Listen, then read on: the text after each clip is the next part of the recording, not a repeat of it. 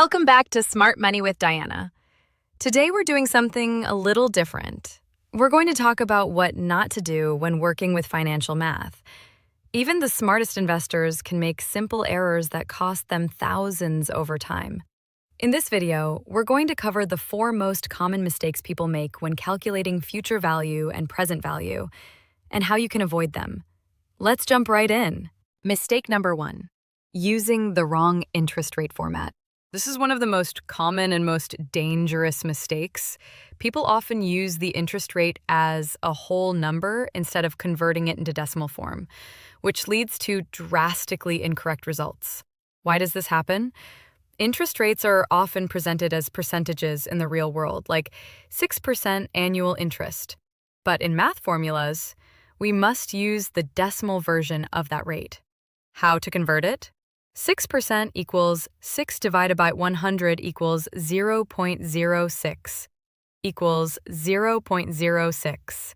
12% equals 12 divided by 100 equals 0.12. 5% equals 5.5 divided by 100 equals 0.055. This is essential because financial formulas are based on decimal math. Example, you invest $1,000 for 3 years at 6% annual interest. Incorrect. FV equals 1,000 times 1 plus 6 caret 3. FV equals 1,000 times 343. FV equals $343,000. Correct. FV equals 1,000 times 1 plus 0.06 caret 3. FV equals 1,000 times 1.19102. FV equals $1,191.02. As you can see, a small error in formatting can lead to huge miscalculations. Mistake number 2, confusing time units. Here's another big one. The time period and interest rate must always be in sync. Why does this matter? If your rate is monthly, then time must be in months. If your rate is annual, then time must be in years. Mismatched units equals incorrect calculations. Example 1, monthly rate. You invest $2,000 at 1% per month for 12 months. R equals 0.01. Monthly rate. T equals 12 months. FV equals 2,000 times 1 plus 0.01 caret 12. FV equals 2,000 times 1.1268. FV equals $2,253.60. Correct. But what if you mistakenly use 0.12 thinking 12% is the monthly rate? R equals 0.12, wrong. T equals 12 months. FV equals 2,000 times 1 plus 0.12 caret 12. FV equals 2,000 times 3.895. FV equals $7,790. Completely off. Example 2, monthly rate. Imagine a loan with a 6% annual rate, but you're making monthly payments. To use the right formula, convert annual to monthly. 6% divided by 12 equals 0.5% per month equals 0.005% in decimal. Time in months, 3 years equals 36 months. Example, bi-monthly rate conversion. Suppose you have a loan with a 12% annual interest rate, but you make payments every 2 months, bi-monthly. Step 1. Convert the annual rate to a bi-monthly rate. 12% divided by 6 equals 2%. Bi-monthly equals 0.02 in decimal, because there are 6 bi-monthly periods in a year. Step 2, convert the time into bi-monthly periods. 3 years equals 3 times 6 equals 18 bi-monthly periods. Now you can correctly use the formula with both the rate and time in bi-monthly units. Example 2, semi-annual rate conversion. You have a loan with a 10% annual interest rate and you make payments every 6 months, semi-annually. Step 1, convert the annual rate to a semi-annual rate. 10% divided by 2 equals 5%. Semi-annual equals 0.05% in decimal. because there are 2 semi-annual periods in a year. Step 2, convert the time into semi-annual periods. 4 years equals 4 times 2 equals 8 semi-annual periods. With these values, you can apply the formula correctly, avoiding time unit mismatches. Always match the period and frequency. This becomes especially important when you're repaying loans monthly, you're calculating interest for investment apps that report daily, monthly growth, you're working with credit card debt, which often compounds monthly or daily. Mistake number 3, ignoring compounding frequency. This mistake is often overlooked, not adjusting the formula for compounding frequency. What is compounding frequency? It's how often interest is added to your principal. Annually, 1 time per year, semi-annually, 2 times per year, quarterly, 4 times per year, monthly, 12 times per year. How to adjust the formula?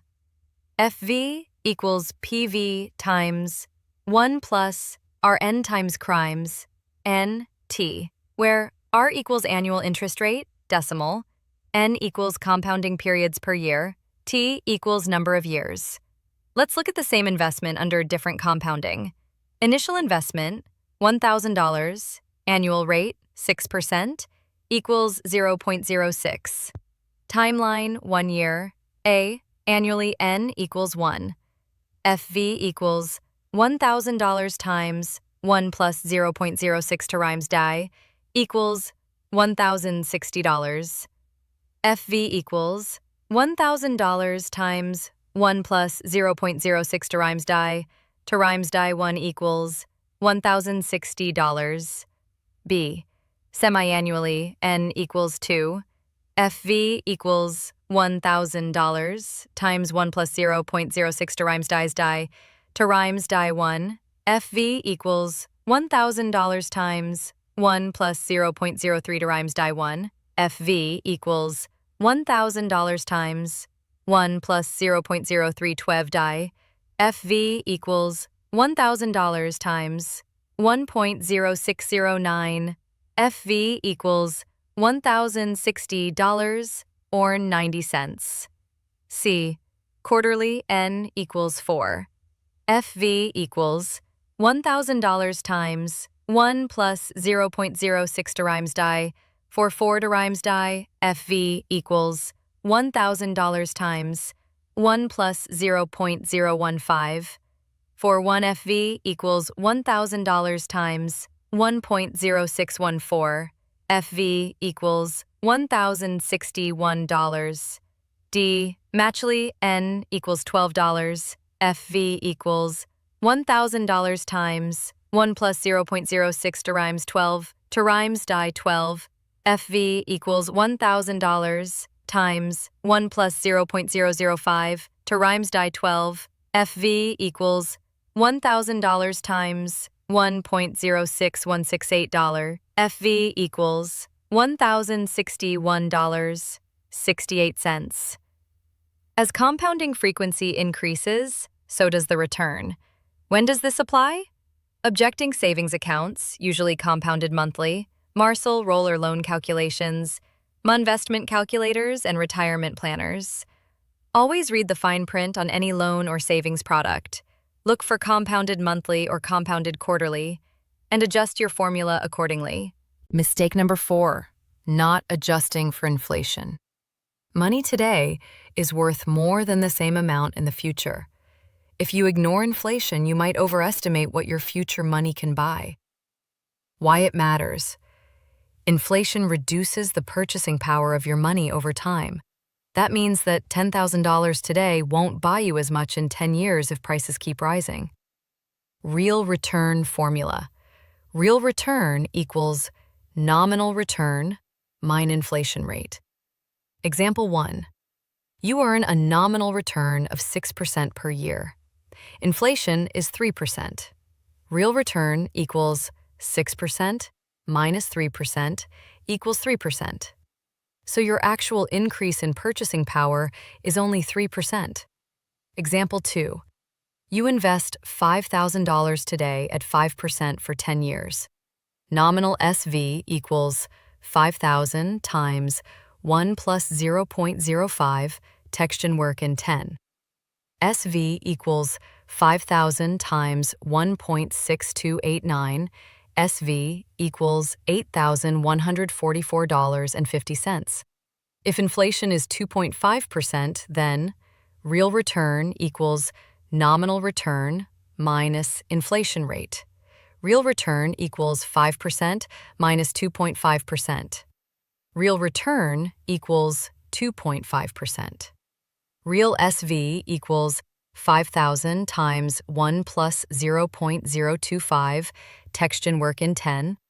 Real SV equals 5,000 times 1.28 real inflations.